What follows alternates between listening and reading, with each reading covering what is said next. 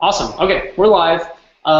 So, for those who don't know me, my name is Justin Meyer. Here with me again is Mark and Matthew, and we have a special guest this time, the famous. Do you pronounce it Cujo? Am I pronouncing it right? Yeah, Cujo. Sure. Okay. Yeah. Brian Cavalier and the unscriptable John Hann. So let's get started. Today we're going to show them, we're going to go through CanJS, its functionality. I'm going to go through it on a high level, and they're going to ask me whatever questions they feel like asking me. Let me start. This, I didn't really plan anything. I've given the overview a million times, so feel free to jump in and take over the direction. So can you see my screen? Okay, awesome. So JavaScript MVC, or not JavaScript MVC, sorry, CanJS is really, there's an observable layer, there's a view layer, there's kind of a data modeling layer, and then there's now like a custom elements component type layer. The last one kind of builds on everything else. So I'm going to go through each part on a high level. I'm really going to try to stick to how it works to make this fun for people who kind of know what they're doing. So on high level, there's really three observables. There's one for like object-like things, which is CanMap. So you can pass it an object of properties. And this would be me.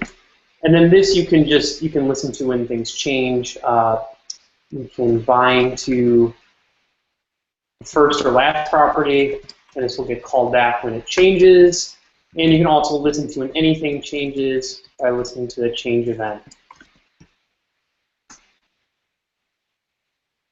Then we have something for lists.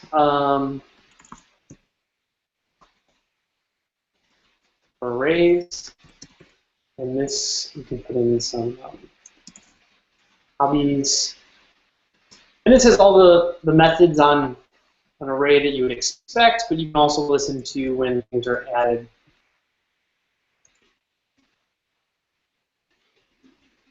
removed, or anything happens to it, similar you can do on a map. So these things can be nested inside of each other, which is nice. And then there's the computed layer, which is like you can either have a single value that changes, or you can have something that's derived from a lot of values. So if I wanted just like an age, so this is a type of a compute that just represents a single value, so I can change it, and I can read it. And I can listen to when this changes.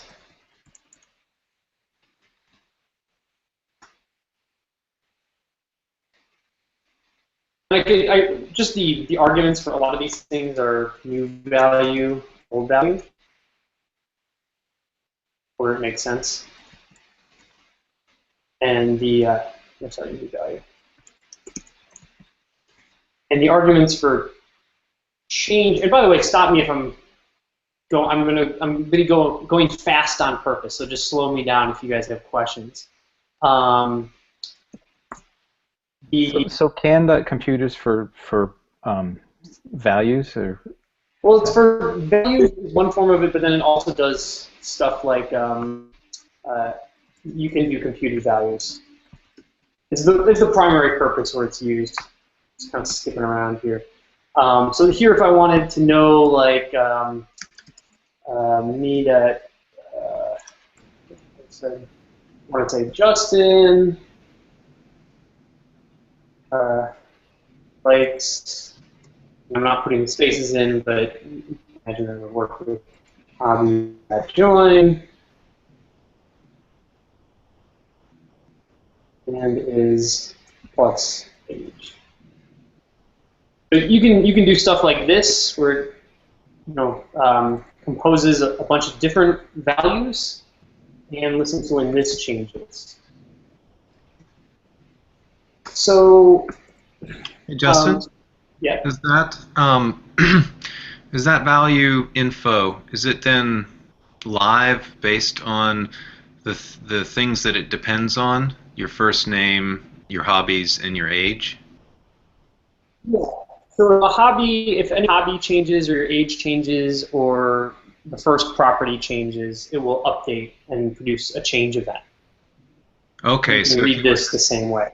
if you were to set age on line 30, or excuse me, line 34, then the function on line 31 would actually be fired, be called. Yeah, so if I were to do like hobbies dot push, and I said, you know, what's something else that I like to do? You like to dance. Tap dancing. Yeah. Okay. If I were to do this, this would fire, and then if you were to also read, the value would be different. The new value would have the new value, which would say like Justin likes basketball, dancing, hip-hop dancing, and is 33. Interesting. How does it know that? I'll explain how it works. That was the first thing I wanted to explain, and I kind of set all this up.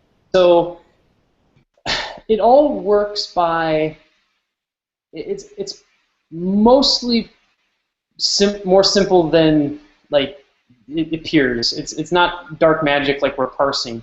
All that really happens is whenever a property, an observable value is read, it sets up a flag so that when this function reads, it kind of sets itself up as the listener for all of those flags, and then it knows to bind to me's first property, it knows to listen to each hobby, and it knows to listen to the age change event. So that when any of those fire, it reruns this function and gets the new set of things to bind to. So that, if you want to actually go into it a little bit, is all essentially in here. There's this, every time you read, wait, that's not the right read, there's reading. Anytime you read an observable, like all of our observables, like when you read, when you go to CanMap, you call CanMap after.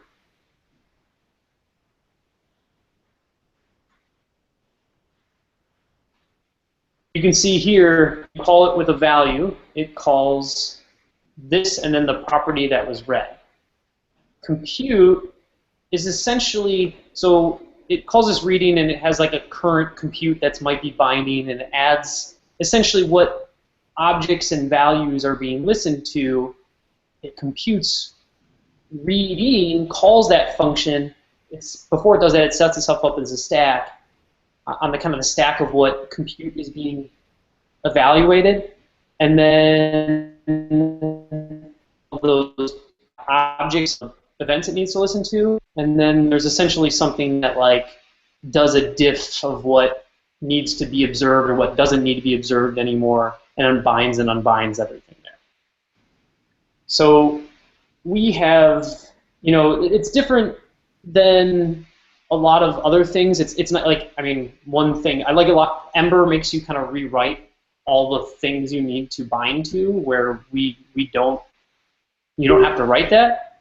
But it does mean you have to always go through an accessor to read the value until something like, well, we're probably going to add dirty checking pretty soon. That's definitely on the roadmap. But if proxy is added eventually, then you don't have to do that anymore. Yeah, it's nice in that you don't have to, you can just write that function and that expresses the dependencies rather than having to do it twice, right? Express the dependencies and write the function. Yeah, it's pretty nice, and then it's nice because it's so composable too. Like, if I even had just info as a function, and then I had another thing like for something else is another function, and it read info, and then called some other function and read that, but then this was converted into a compute.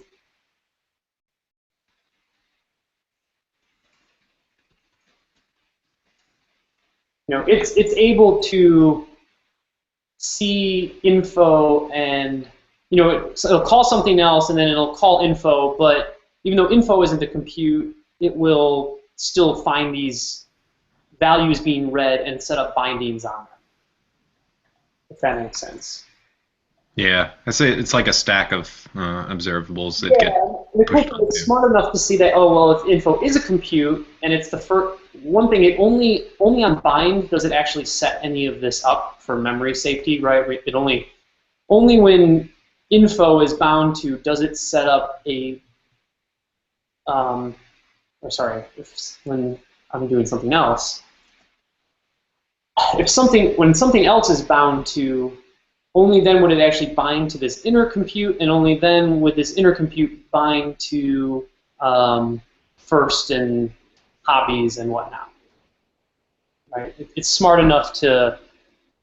That's for memory safety, so that we don't essentially doesn't have some kind of registered handler that points to info, which that points to SE, and sets up a memory leak. And then the other nice thing is that though once you do bind, all these values are cached, so you can read. I could read SE a million times, and it would only give me the cached value.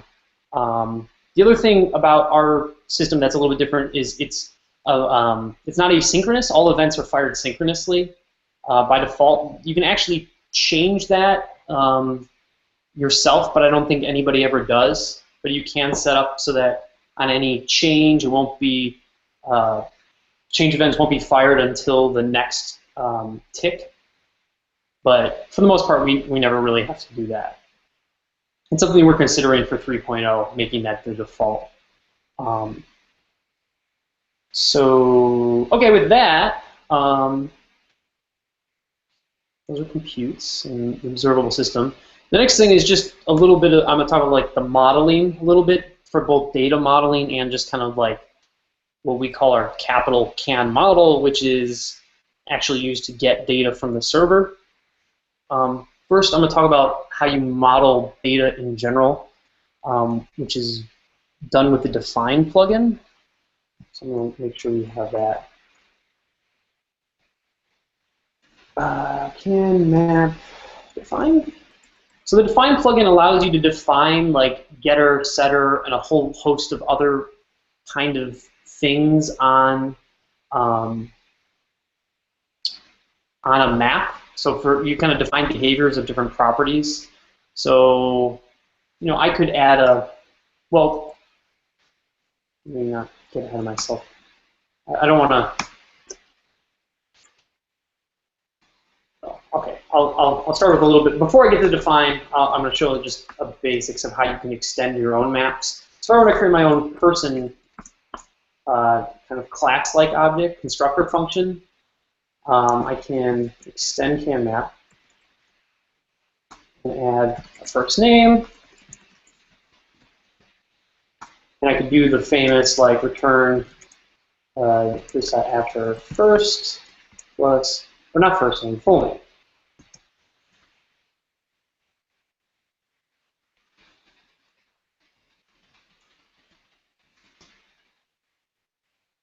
I could do that, and then I could create new instances of person.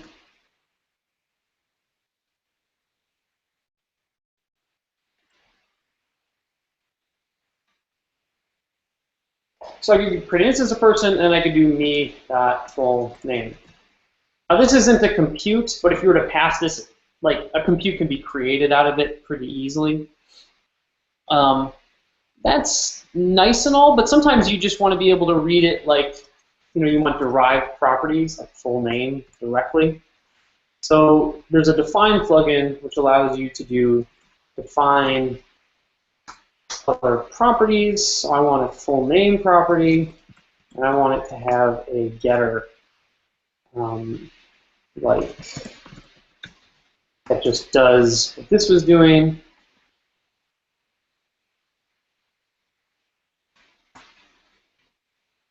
So that allows me to just kind of do this direct, like I can also do a setter, I do want to show one example that I just realized is really good for the define plugin, which is this make model year. Let me show this make model year, what it does. So the define plugin is one I think is kind of some of our special sauce, actually, that I really don't think anybody else does, but it makes... when you deal with the way that we kind of deal with states and we kind of describe these objects, I'm not sure if you guys saw the ATM video example, but kind of we like making, a lot of times we kind of make state objects that wrap state, and this is a really good example of how to like take kind of a complex state and make it work, I guess. So this example, you can select a make. I'll pick Ford, and then you can see the model. Like when I selected, let me go back.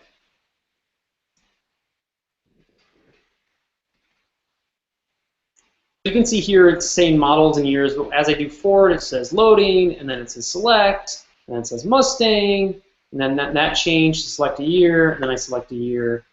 And then also, if I go to these, it'll automatically clear whatever I had selected or previously, because this is kind of a, this controls these things.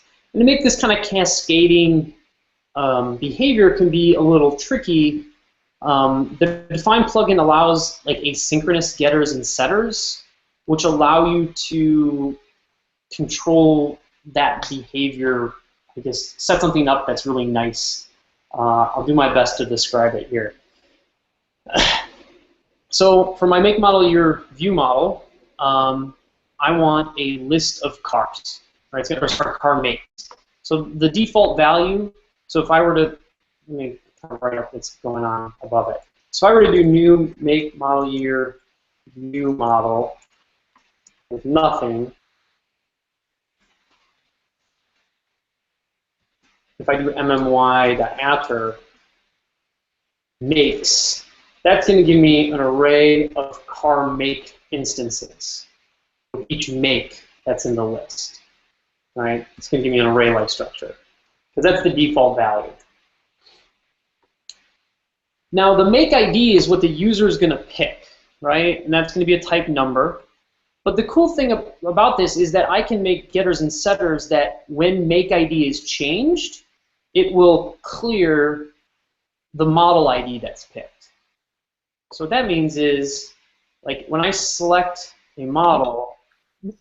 Justin, you couldn't do that with just the regular map. You couldn't do a getter and setter with the map. What do you mean?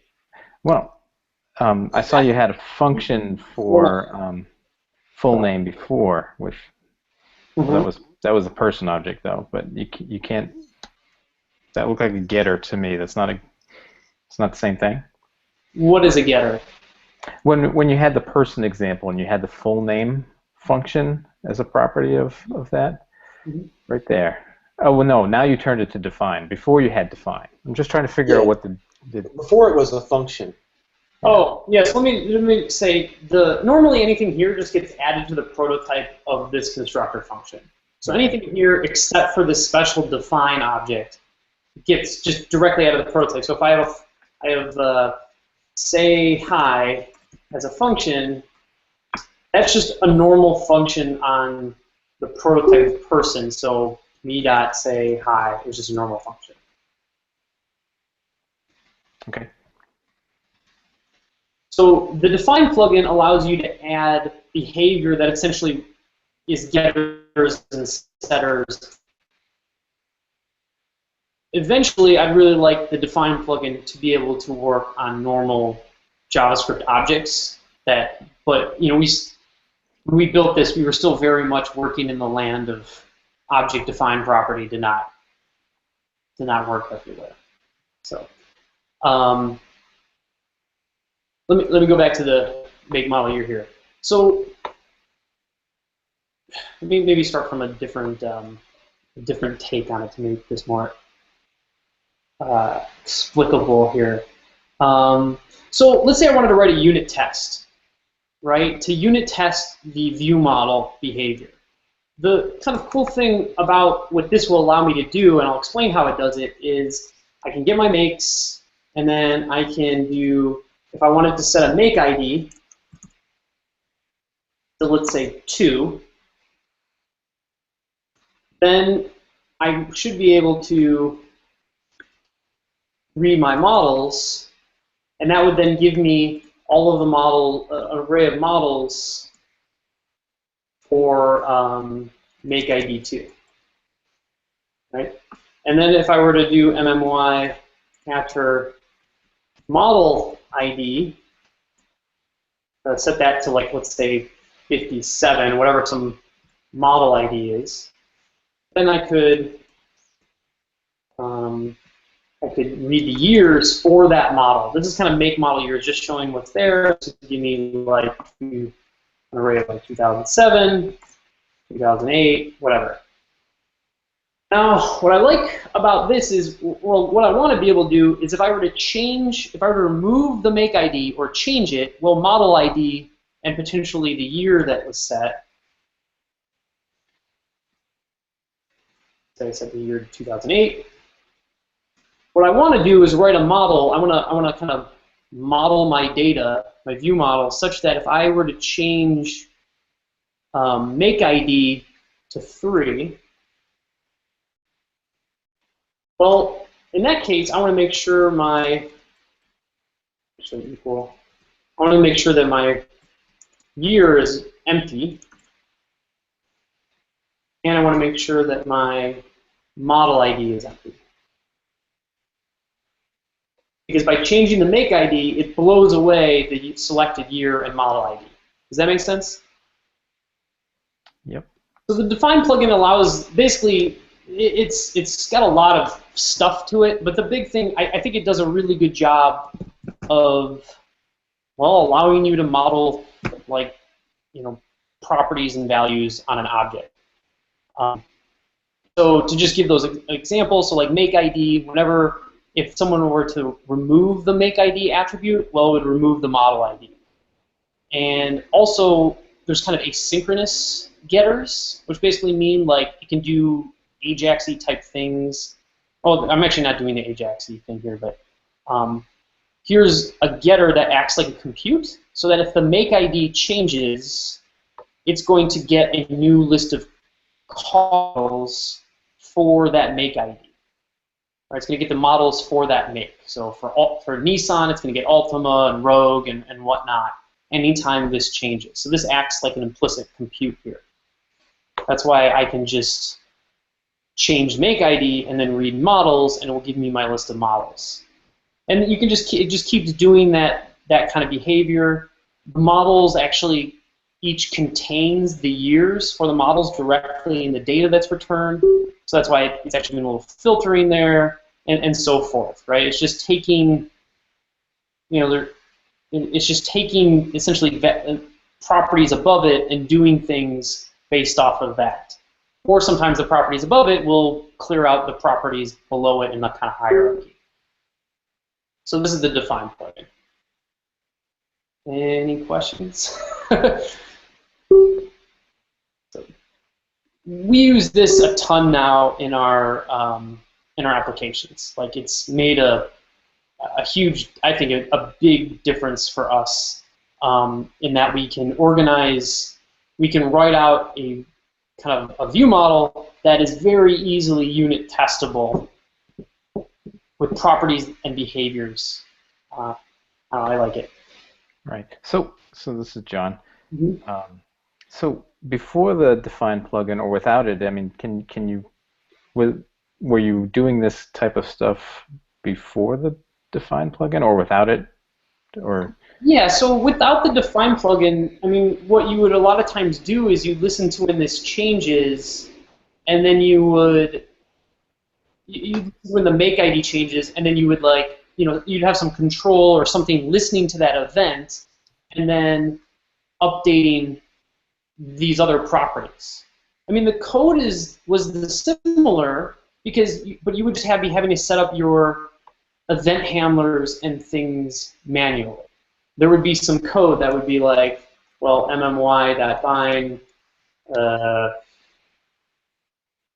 make ID. Well, if the make ID ever changes, well, then MMY change the models, to get all. I see. It's just a little bit less cleaner syntax. Yeah. Cool. Yeah, but it's nice because it's not only the syntax. It's like where do you. It's a little bit more than that because this kind of behavior, a lot of times people would put in their kind of in their controller level, which is harder to test. Where do you put this? Sometimes people would stick it in like the init of the model, so the model would listen to itself. Like they would have an init here, so whenever a new instance was created, it would listen to itself and do all of this behavior.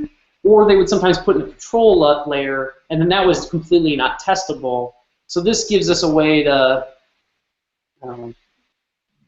have all that stuff in a nice, a nice defined, repeatable way. When you say it wasn't testable when it was put in the control layer, is that because people tended to write code that was binding directly to the DOM, and so you would have to scaffold a DOM in order to test it, or is there some other reason it wasn't testable? No, exactly. I mean, it was testable, but you'd have to have the DOM there to see the results of the stuff happening. Got it. Thanks. Or you have to initialize a control that did all these bindings. That was it wasn't just completely encapsulated in the data layer or the view model layer like it is now. Okay, so just to be clear, the things that are now testable without the DOM are the relationships between these models, which is cool. Yes. Yes. Yeah. Or if I didn't get it right, correct me. It's just this richer behavior of like, hey, the user. A lot of times these are view models where the most complexity is. It's like when the user does this, what has to happen when the user does that, and we.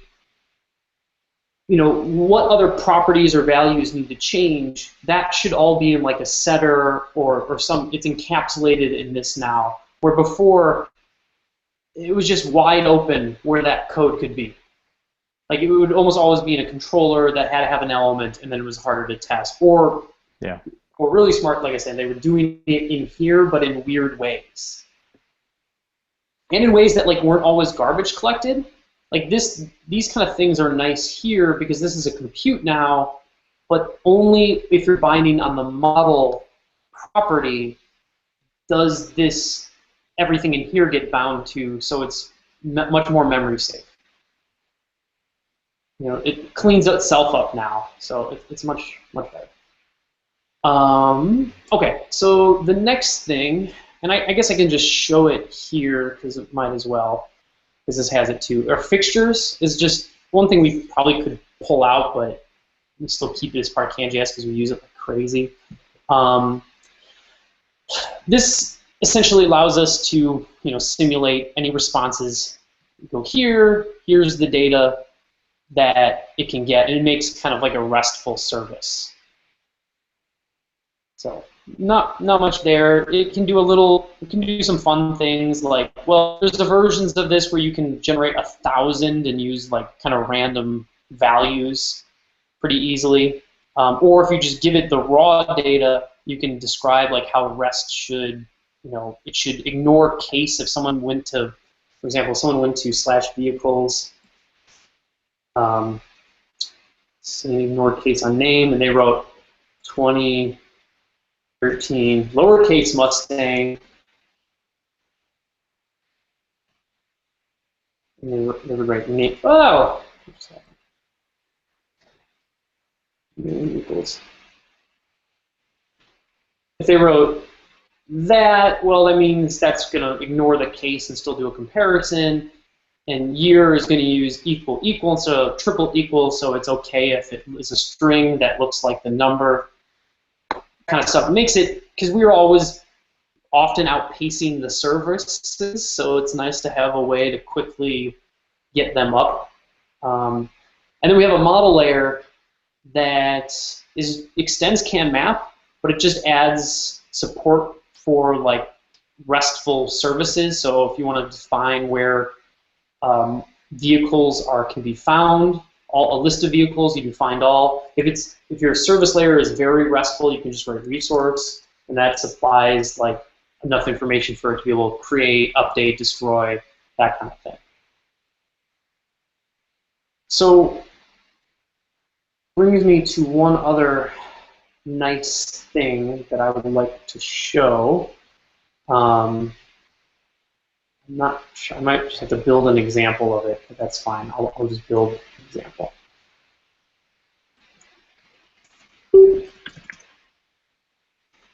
So let me do a quick example here to fixture.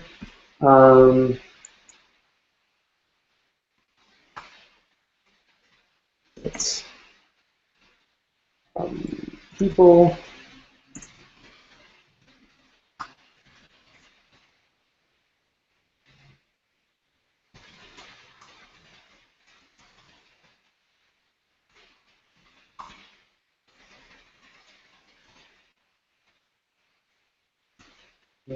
Strong.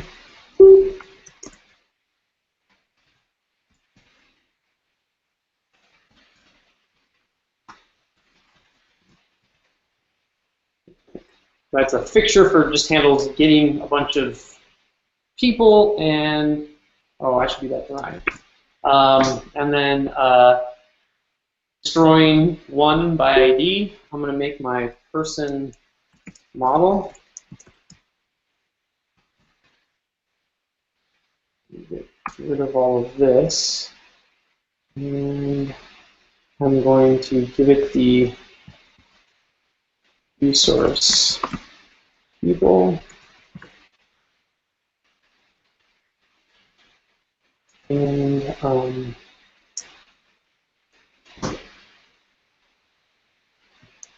just trying to think the best way to show this. I'm going to get a list of people on the server. I'm just going to get all of them. A fancier way.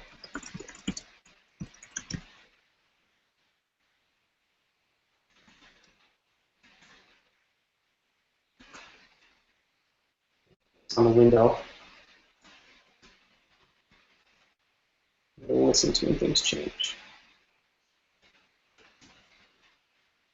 So this is just going to listen to whenever the people array has items added to it or removed from it. So I'm just going to listen to when the length property of people array changes. I'm going to console out the list.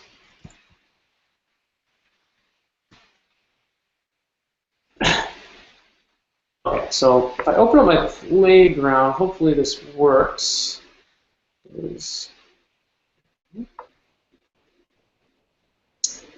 And I loaded, oh, it's CanUtil fixture.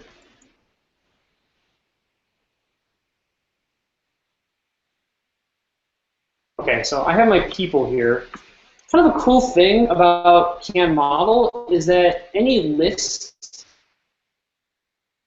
that contains the model instance, if that instance is destroyed, it automatically just removes that instance without you having to do anything. So if I get like the first instance here and call destroy on it, it will not hit my fixture. Hold on, delete people one, oh, delete. Good, I was going to ask about that next. Yeah, so now here you can see people, that array just auto-magically has items removed from it, which is nice. We're also thinking about in the future adding a version of this that like works really nice for real-time connections, that if a list or new person was created based upon kind of what people you're trying to retrieve, it will automatically inject people into a list for you. So there's always this thing, there's a very common this thing where like, well, when something's deleted, you've got to go remove it from its list. CanJS does that automatically. I'd really like to be able to also make it so when something's created, any list that it should be in, it automatically gets inserted into. so that you can just kind of create things without having to worry about putting them where they belong. So that's a high-level overview of the model layer. I don't think there's probably anything surprising on how we get this to work. Oh, actually, there is one other thing. We have a model list, but I'm just going to try my best to describe, or not a model list, a model store that's non-leaking. I'll do my best to describe what this does. I've got a question about the lists, and well, I don't know, maybe store is the right place for this. But with the lists, can you define, the sort order basically, and can that be different for a particular view model, for instance? Like let's say you've got something that needs to be sorted a certain way. In one view or in a different way in another view. How would you deal with that? So there's a comparator that you can pass. It doesn't work. It works, but I feel like it's not. There's a plugin that makes it automatic, but the plugin is kind of kludgy. But there is a comparator. Like you can provide your sorting function here on an instance of list by instance basis. So it's not like every person list would be sorted the same way. You can provide a comparator. I've never used it, so I'm not the right person to ask. That's someone else, like David, if you were here, he would know much more because he created that plugin. All right. And the identifier, is it always the property ID, or can you define what the identifier is? Can it be a multi-key kind of thing? So multi-key, no. I've wanted that, but I've never actually. I've not needed it, so I've never had to do it. But you can provide. Well, you could actually do it now with the define plugin, because you could do like, foo and then have a define that is foo property with a getter. And that actually should probably work, although I've never tried it. But you just make it simulated. But you're always going to get the purists who think that you shouldn't fabricate a key just to have one, but not everybody agrees with that. So yeah, I don't know. It's not come up for an app that I've worked on, and that's typically how those things get done. Yeah, most of the time there's a single key, so yeah, that makes sense.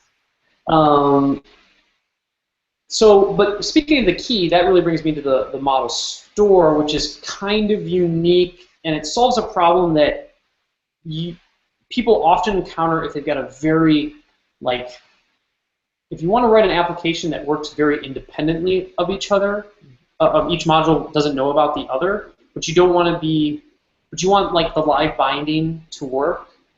Hold on, I think maybe let me actually, this has it.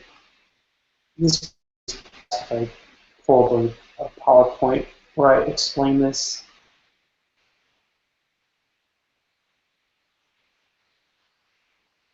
Okay.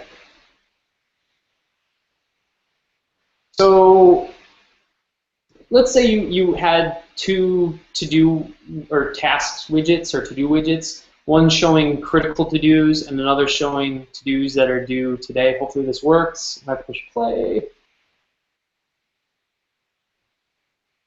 Can you guys still see my screen? Yes. Awesome. Okay. Good. So let's say you had to-dos that were critical and to-dos due today, but these widgets you wanted to write totally independently of each other. They're just going to make requests to the model. You don't want them to really talk and figure out where any overlap is. But in some cases, you'll have a to-do that is both due today and critical, and you want it so if you make changes on one, changes on the other can know about those changes. So essentially, CanJS has a model store that as items are being loaded, it saves them, and any other additional items that are being loaded, it checks their IDs and will return the same instance. Now that's straightforward, but the problem is memory safety. it reference counter counts any listeners on the model instances. So this critical list, if it's using live binding, is going to be listening to when the completed state of this to-do changes. Same with this one. So only model instances that are actually bound to are kept in the store, so that if you replaced all of these widgets, everything would be unbound by default with CanJS, and then memory would be free. So one thing we try to for CanJS is to make it so if someone were just to like clear the body, just like do with jQuery $body.html with or $body.empty, that everything should just be unbound automatically. So the model store is kind of a big piece of that when you have this situation going on, which again probably less common than having IDs or needing like a dynamically generated ID from two properties, but way harder to work around in self-initiation.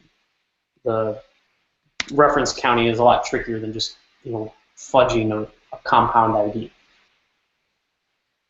So there's that. And then the next thing are its templating system. For that, I'll just give a quick overview of it. I'll just give a quick example. So I'm just going to have here with ID as app. Make sure I'm loading our latest, greatest stash templating engine. And I'm going to create a template in the page. You can create them a lot of other places, but that's what I'm doing for now.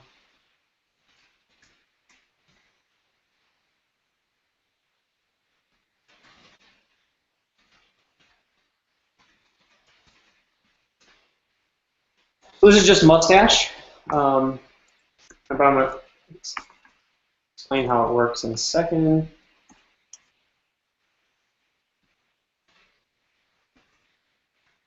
I'll just show the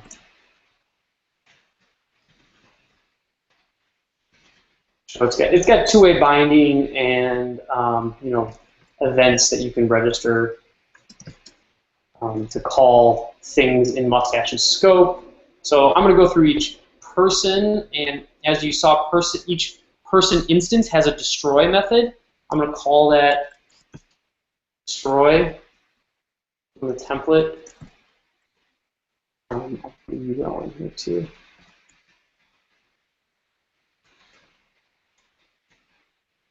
And I will render, I'll get my people, and I will get my elements. And I will call view people stash and pass it the data for the template. Let's make sure this works. Okay, so I got John and Brian. And you can see when I remove one, like just by calling that destroyed, it automatically will remove itself from the list. That's that magic of. No, don't destroy John. Oh. So quick thing about Stash, I'll try to get through the interesting bits. This is kind of designed. It's very similar to and inspired from HTML bars. And I have a presentation that just kind of walks through how theirs works and how ours works.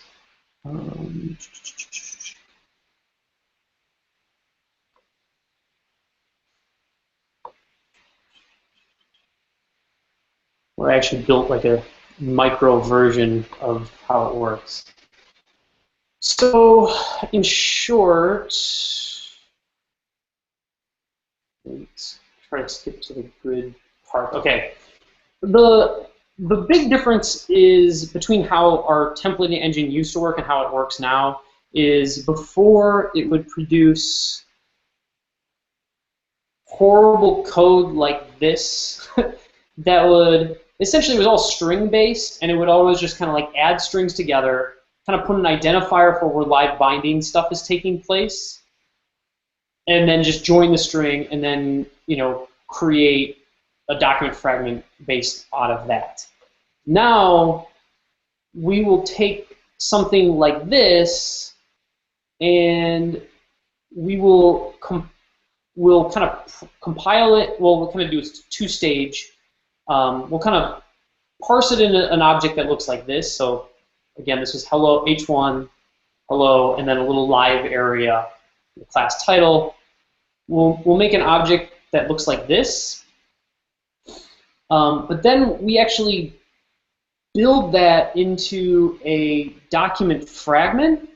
So this gets compiled into a temporary fragment that has an h1 with a class name title. It has a text node that's hello, and it has another empty text node, and then it has another text node that's this bang. And it has this hydrate method that will call these functions back for that placeholder text node. And then this is where kind of the live binding is set up, or whatever needs to be done. So the thing is it's much faster because, like even in this example here, in this example, especially if I use proper, in this example, all of the content inside here is going to be there's going to be a document fragment for it. And all of this, all of the insides, except for this one little bit, it's just going to clone that document fragment for each person and look for all of these tokens where to set up live binding. It kind of keeps a directory, a fast directory lookup to know I'm just going to go to the li's first child and set up live binding there. Instead of, before it would actually just crawl through every single element, essentially looking for, not every element, but a lot of elements, looking for these live binding tokens, and now it can go directly to where live binding needs to be set up. So if you look at that spinning circles test, we're set, or at least we were. The stack was released like 6 months ago. So it's really fast on updates. But as you guys, I don't know if Brian told me John told me that you looked at ours with To Do MVC. I don't know if and it was kind of slow to load. I don't know if it was using Stash or not.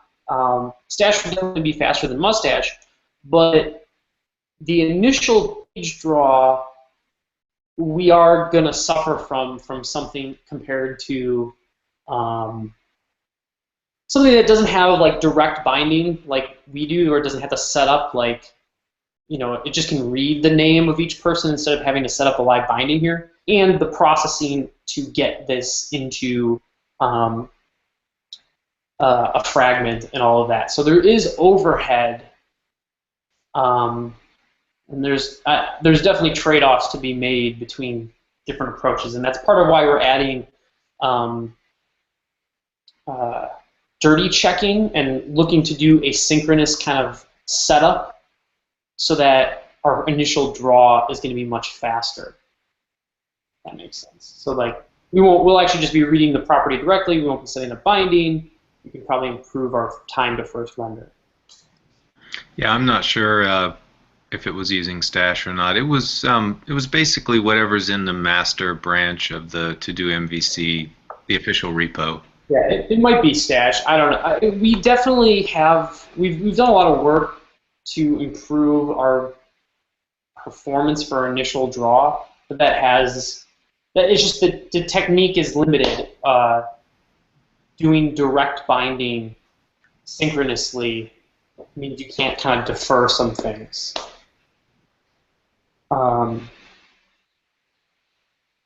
So that's the view, and then the final bit is components, which kind of puts all of this together. So this is just custom elements, essentially, that are fully custom, but they appear like that as long as you're inside of one of our templating engines. So I'm just going to make, I guess, a hello world. And I'm going to start with the basics, which is going to be, if I can have a component, extend it, and this gets the tag name. It's By the way, Brian, I just checked in the to-do MVC is using Mustache, not Stash. yeah, we should change that. Okay, thanks. Yeah, there's a huge difference between our Mustache and Stash performance. It would probably be at least twice as fast. It's not going to be ever as fast as ones that aren't doing direct binding, like we do in the kind of direct live binding, where you change one thing, it just changes that one part, and there's no like the React method where it has kind of. We're never going to be fast for an initial draw, but we will be faster for an update. Right. We weren't comparing against other frameworks. We were just comparing about that, with that prototype code that we had showed you guys earlier. That so. So okay, here I have a tag, and I have hello world, and I can provide a template that gets rendered directly inside of here. Because CanJS 2.0, Mustache was the default, and Stash wasn't added until 2.1. If I were just to put in like hello, hi there would be rendered with Mustache inside of here, but you can't I don't think you can. You might be able to have a mixed bag. I've never tried it, so I'm nervous to. We definitely say we don't support it. So I want this to be a Stash template. I want to keep everything Stash, not Mustache. So I'm going to write hi there. And if I reload my page, I get that hi there. Some nice things, so like if I were to put in OMG, it'll still just blow away the OMG. Right, OMG is gone, but just like what should happen with web components, we have to support the content tag. So now it says hi there OMG, where I can reposition the user or source content with some kind of, it's like you can almost think of this as like a shadow DOM, but it's not shadowy. Like you see it directly in the page. I can, it's right there. You don't just see the OMG like you would with true web components. And that's different than Polymer, but we support IE 8, maybe even 7. So you can also provide source content or default content. So if it wasn't there, if they deleted this,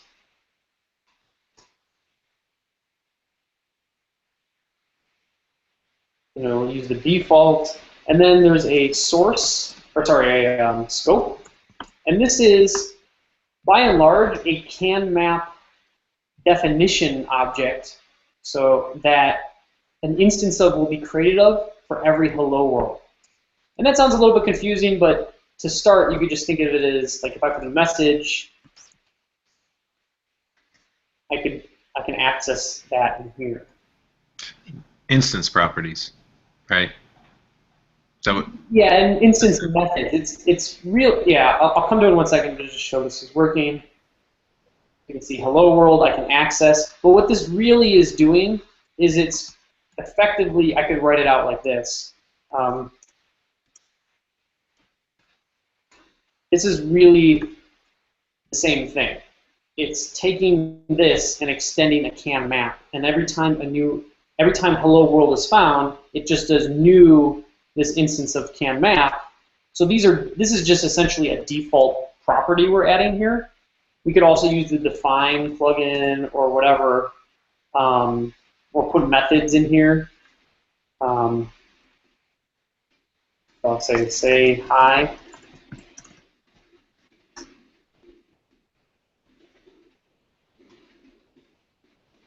I'll show it back in access. I'll put in a button.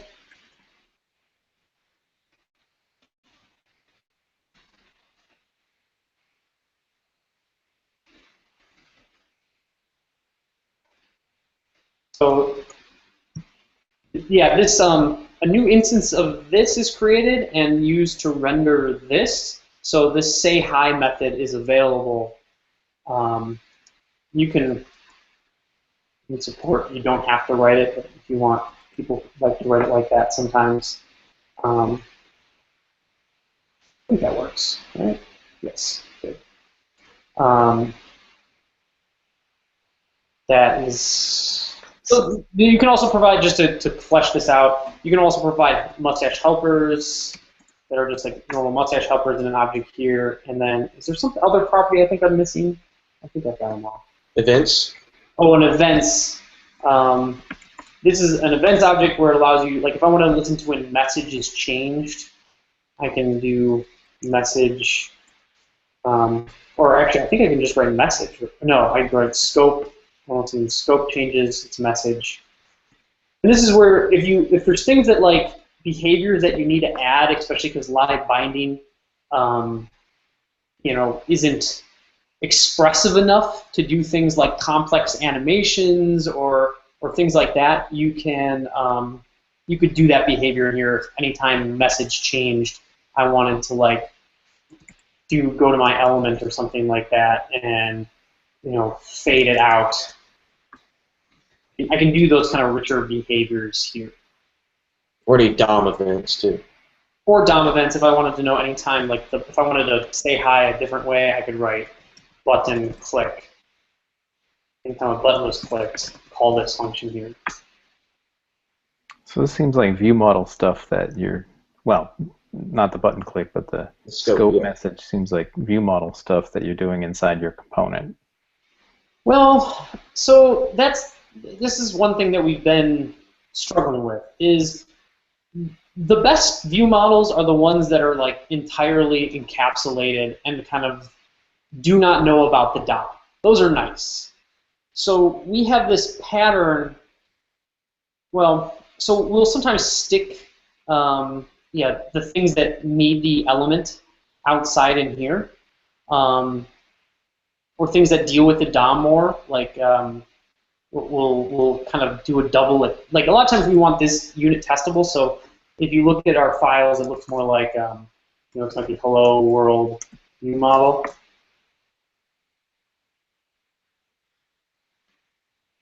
And then if there's stuff that has to do with the DOM, we will add those methods here, because this stuff effectively becomes, you need the DOM to test it. Yeah, no, that makes sense. So yeah, if you're doing DOM-ish stuff in here and not in the view model, I like that a lot. Is that documented? Do you have like tell people, hey, don't do data stuff here, and don't do DOM-ish stuff? No, not really. It should be better. I mean, some of this is also we're thinking about. Part of this is there's a wish Josh Marchand was here. We've been exploring a lot, like how do you, at what point and where and what does it look like when elements, when the actual DOM becomes part of your view model, which it absolutely does. What patterns should we use? So part of the reason why it's not documented is we don't fully know where we're going, what we're going to do with that. I do like how, if you have dirty checking and things like that, and then or really good what's it called, DOM mutation observers, it's much easier to say, hey, your DOM is part of your view model. We've got an example of what we do, the pattern right now a lot of times, which is I don't like, is to essentially, what happened here?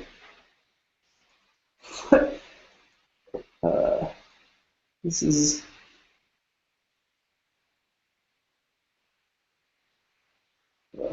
well, there was a tabs widget that I wanted to show, but for some reason I must have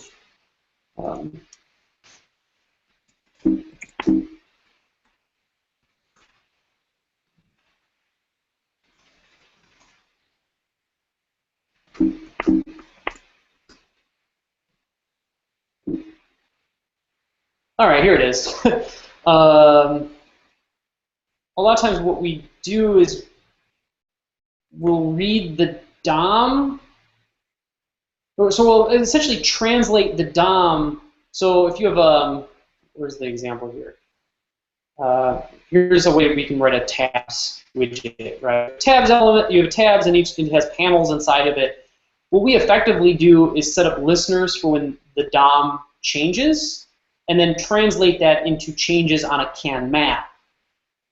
And then we do everything in the, everything's still kind of done in the view model, disconnected from the DOM, and there's just this behavior here. Your events are effectively listening to the DOM changes and translating that into changes in your view model. Again, you still need to test that this works, but it's a way to kind of keep your view model pure, and you just have this events object that is doing that translation. I don't really like this either.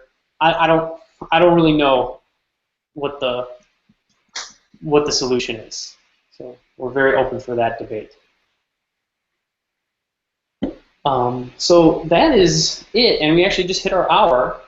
I'm still available to talk, and if you guys have other questions or things you want to see. I did have one more question right now. I'm looking at the screen right now on line 26. You have can click for your event attribute there. So why not use on click? Just wondering. I'm not saying it's good or bad. I'm just wondering what the design, what were the decisions most of the we put in front of anything CanJS, any special CanJS attributes, like if you want to do if you had an input element and you wanted two-way binding, it's can value.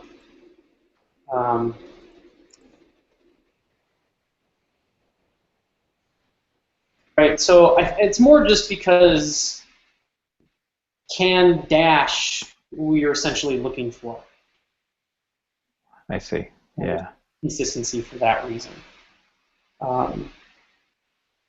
The next thing is, like, one other thing I should just say about this, I think that you guys will appreciate, is how it's built that everything really works on its own. And everything kind of builds from everything else. Like can component, there's for Stash and for all of our other things, there's a kind of standalone can view. There's a low-level can view layer that has a bunch of stuff, and then can component really hooks into can view tag, which allows you to a custom element is found. Anytime an element with a dash is found, you can get a callback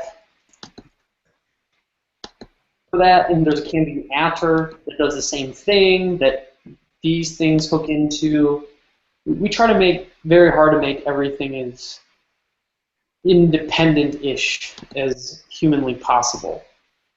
Like even so, as far as our we've got a low-level construct helper that just makes constructors that enables this extend that everything else then uses. Right. So it's nice. There's not a lot of code here, and you're doing some interesting things with not a lot of code, which is nice. Yeah. Now maybe a fun topic conversation would be like, how does this work with FRP style of programming? Especially, how do these things? I'm a fan of because of the simplicity of passing, hey, a make model view, make model to your view model that has these certain attributes that have these certain behaviors. You can read and write to them, and that's its behavior. How does that work with the FRP, which I do see coming as well? How do we? FRP is very good at taking source values and translating that to other kind of values or behaviors. Is there stuff like this? I feel like instead of me just doing these manual filtering and stuff like that, given some source data, it kind of keeps. I've seen that as one kind of intersection is our asynchronous computes that, given some data, and that data is constantly changing, produces some other result. Yeah, I mean, I see some similarities, and that's why right at the beginning I asked about the liveness of of the of those computes, and you know, really that's based on the same conceptual model as FRP, which is, you know, you have, instead of x equals a plus b being assignment, you know, x equals a plus b is an expression of equivalence. Mm-hmm. And even over time, if a and b change, the equivalence must hold. And so, you know, you have some interesting underpinnings here that are very FRP-like. Yeah. The problem for us, I think, especially is this asynchronous compute that we added that's horrible to deal with, except when it's like we didn't even expose the API that I'm not really showing it here. Let me actually show the asynchronous. We're kind of cheating to clean it up in this. I think it's like the Matthew. While I'm typing this, if you could correct it for me. I think it's something like, is it just? It's not the updater function first, is it? The async is for the setter. No, there's an async getter as well. Are you sure? Okay, I don't think I knew about this. It's like current value, and then I think it's update. So there's an asynchronous getter that is kind of like it's an asynchronous compute that when this function is called, it does the same kind of compute things. It'll look for any observable read, but then its value can be set later. So I could do car model.find all, the same kind of thing here, and the value will only be, this function will get called back, and I'm just going to call update with models.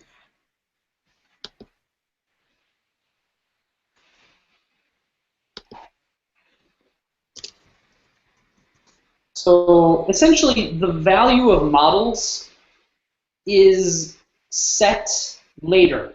So you could actually have make ID change. Someone change make ID. Models is still the old value of models. Now you can call it twice.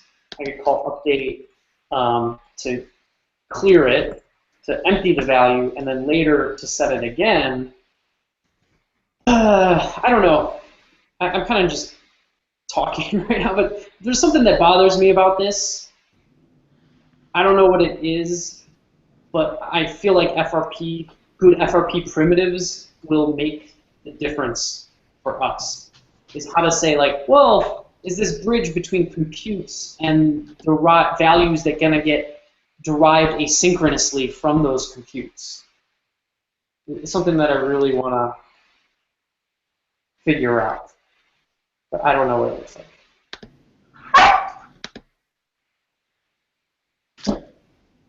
Yeah, it seems like it could be an interesting direction for that stuff. Sorry, that was that was my puppy that barked just a second ago. It does seem like it could be an interesting direction. I mean, the FRP stuff we've been working on. Once you're able to work in that model, and the change propagation machinery works really well, and you get it to the point where you don't, like in this example, you have to remember to call the update function, right? Or you might get some mysterious thing that it just sits there and doesn't work. If you can evolve it to the point where the machinery is such that you can't forget, like it's based on return values or promises or something like that, it seems like it could be a really good direction for this stuff.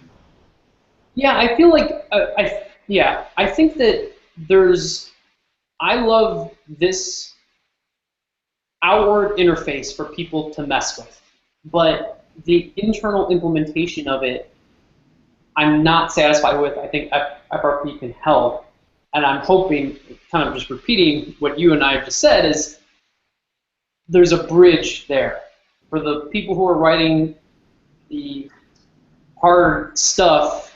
they're going to be dealing with FRP that provides APIs and tools that make this stuff straightforward and easy to grow, but the outside external user, they just see properties and values. I mean, I don't know if you guys are in this situation, but for us, when we're working, I mean, there's a lot of times kind of two different teams. You know, there's skill sets of people, and the FRP stuff, I just, at least right now, maybe 5 years from now there'll be, or 2 years from now there'll be enough of that stuff in daily JS and other places where people will start understanding it on a wide-ranging basis. But for right now, that stuff I think is well beyond like big groups of developers. Yeah, it's definitely something that's, you know, right now sort of early adopter, definitely, you know, not ready for the masses, or the masses aren't ready for it yet. You know, a large number of programmers, it's a foreign concept. So I think it's, yeah, I agree. It's important to have the kind of APIs that, you know, are easier for people to understand now, you know, without learning something that's very different from what they've been doing. At MVC just a couple of years ago, nobody knew what that was. The front end people didn't. So. Yeah, it'll be interesting to see how the current functional programming movement and the reactive programming movement, you know, how quickly they make more inroads into general, you know, JavaScript application development. Yeah, and that's what I mean. I'm a big fan of if we can make FRP take stuff like data, like that looks like normal data that people are familiar with, and then outputs normal data that people are familiar with, and is in some ways hidden behind the scenes. I think that'd be a huge win. Yeah. Cool. Well, I don't know if you guys have any other questions. But if not, thank you so much for joining us. I really appreciate your guys' time. It's Thanks for having us. Fun to talk on the level that I don't normally get to when I'm giving these demos, and go a lot faster than I usually do. I covered what normally takes like 8 hours in an hour. No, we really appreciate it too. It was very interesting. I learned, I mean, I was looking, you know, my exposure to CanJS was digging into the code, playing with to-do MVC, and some of the stuff you did today, you know, I sort of knew that it was there, but I didn't have a good understanding of how it worked and where it was and how you would use it. So this was really good. Cool. Awesome. Well, thanks, guys. We'll talk again soon, I hope. Yeah, thanks. Happy holidays, everybody. Appreciate it. All right. Thanks, guys. See ya.